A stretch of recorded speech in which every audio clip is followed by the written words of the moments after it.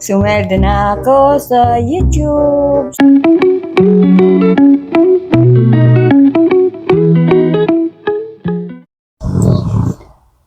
Good morning mga kakuracha. Nandito ako ngayon sa car. Nihintay ko si Don P.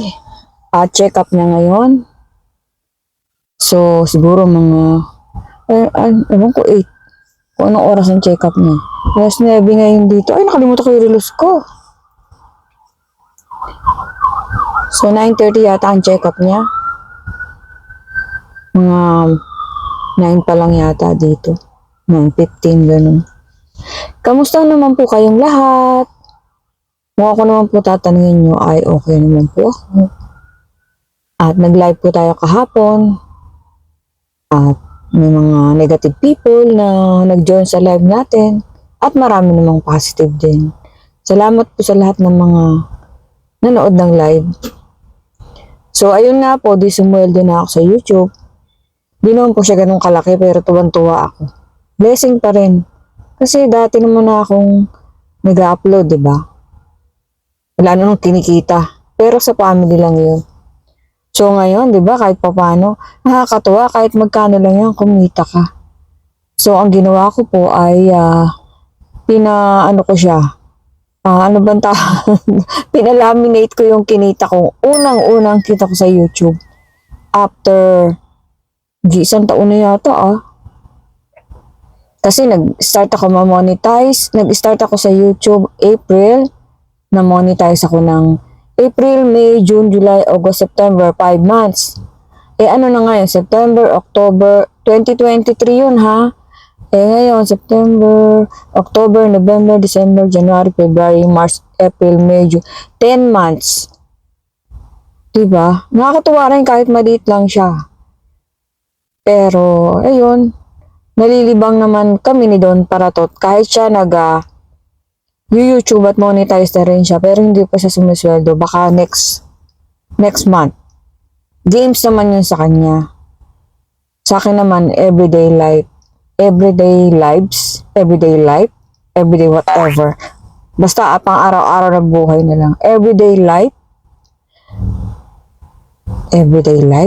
Professor, everyday lives, whatever. Ayun. Professor Mutok, kukorek na naman ako. Teacher yan. Professor pala. So ayun, hintayin natin si Don Paratot. Pagkagaling namin dito, mamimili na naman kami as usual kasi bukas pasok na naman sa work. So hindi na ako masyadong nagpapapasok sa work kasi nakakapagod po. Half day na lang. Kaya ayun, parang kailangan ko lang ding lumabas. Nakakaano naman yung lagi kang nakadukduk sa gadget, masama din po yun.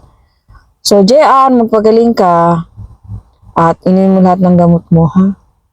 Alam niyo naman, ang mga nanay nag-aalala yan kapag merong nararamdamang hindi maganda ang mga anak. So, ayun. PJ and Casey, ingat din kayo dyan. Sa family nyo, ingat din. So, alangan namang hintayin natin si Don para daldal ako ng daldal dito.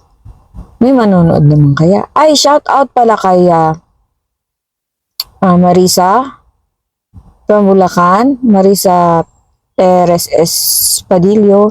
Classmate ni Don Paratot dati nung high school yata. Lagi siyang nanonood, nakasuporta.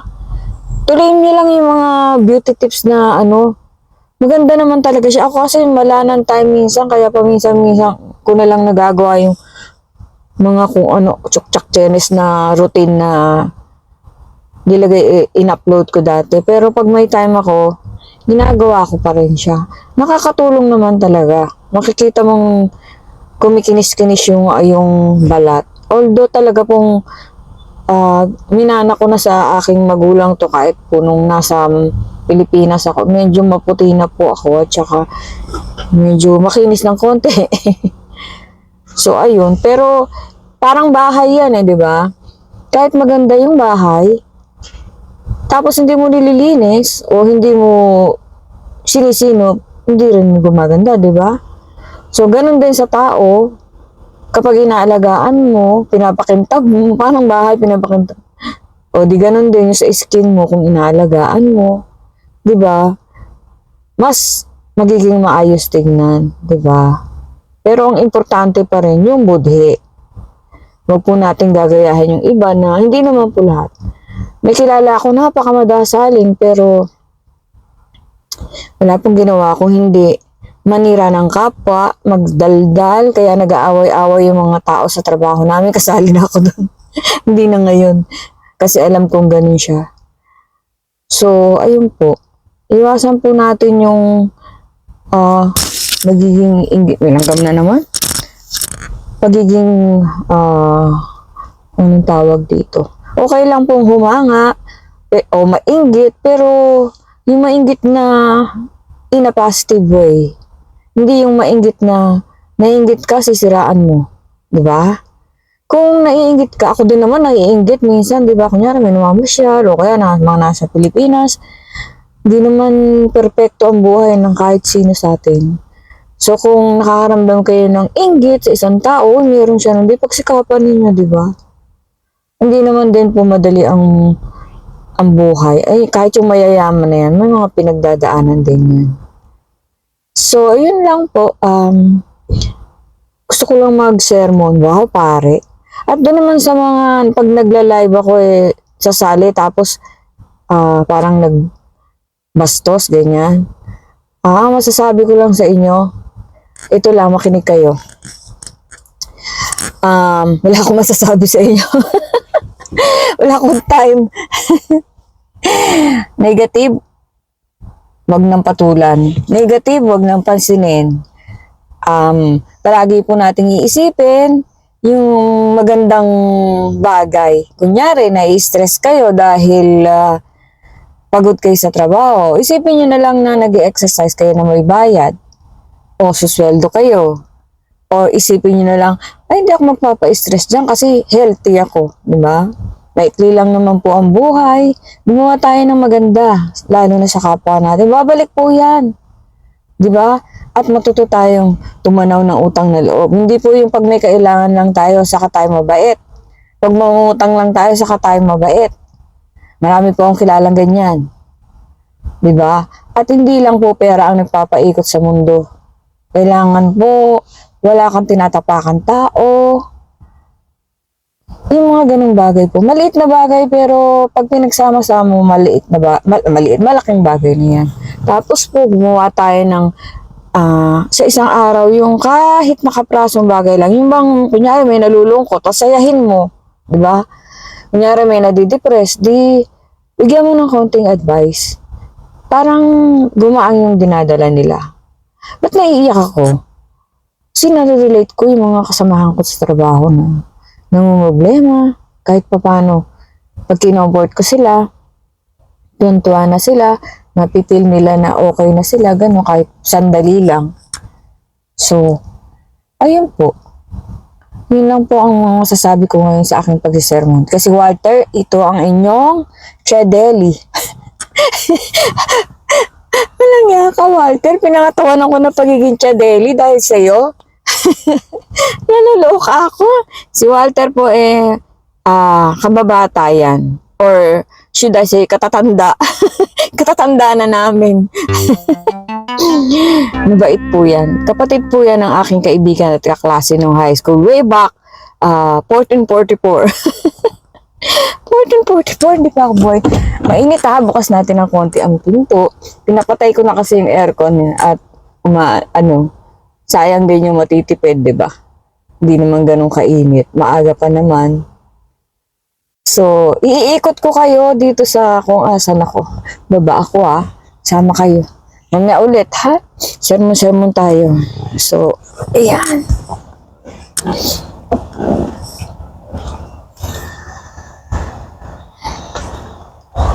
Baliktarin po natin ang Shumera.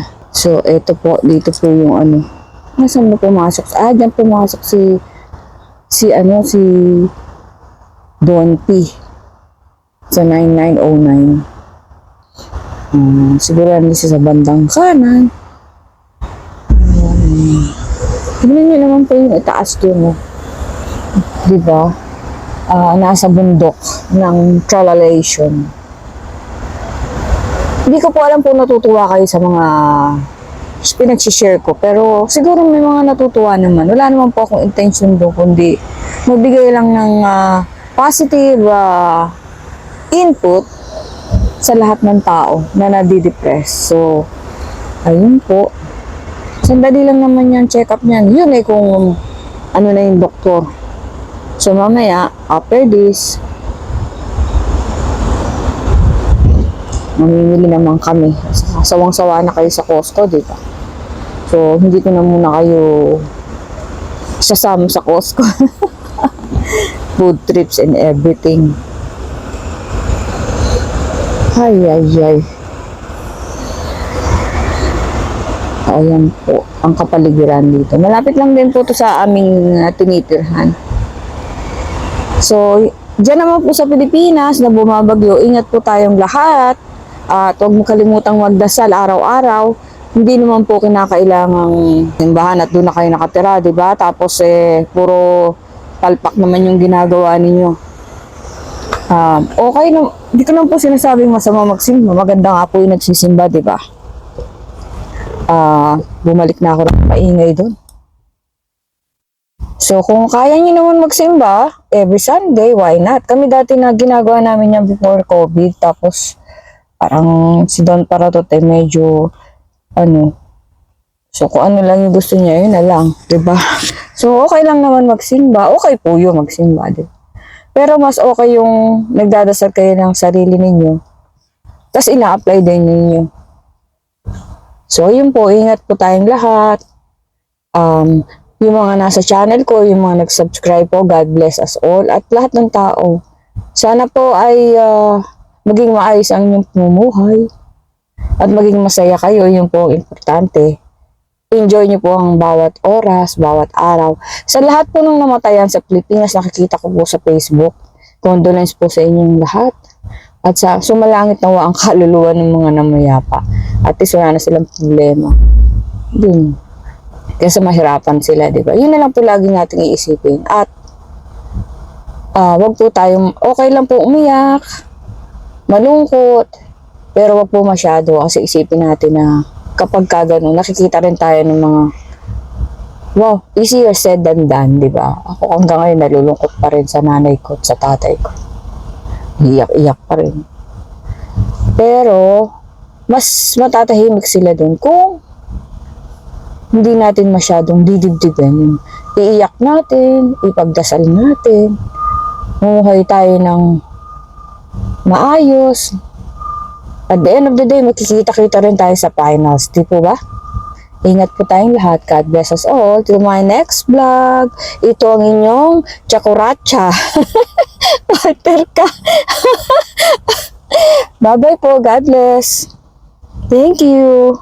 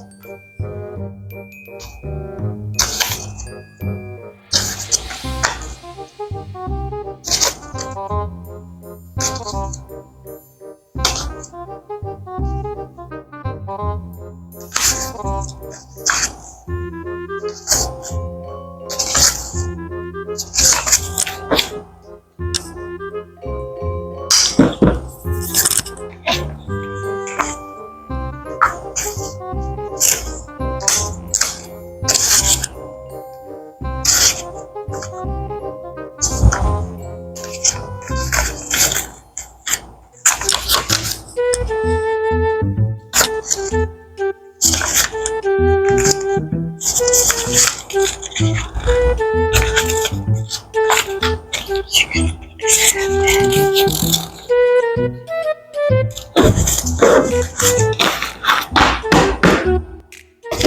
nandiyan pala kayo. Sumweldo na ako sa YouTube. Salamat po sa inyo. Ipapalaminate ko. Di po ba? Wag. Pero ang sinweldo ko, hindi to lahat. Pinagsama ko lang sila para masaya. Thank you po sa mga sumubaybay. Keep on watching. Don't skip ads. Kala ko lang mag-isa rito eh. Diyan pala kayo. Diba? Ipapalaminate ko po ito. Tapos ikukwadro ko. Kasi ewan ko, di naman ako magkakaroon siguro ng YouTube button. Malay nyo, diba? Nakasalalay sa inyong aking tagumpay mo. Init.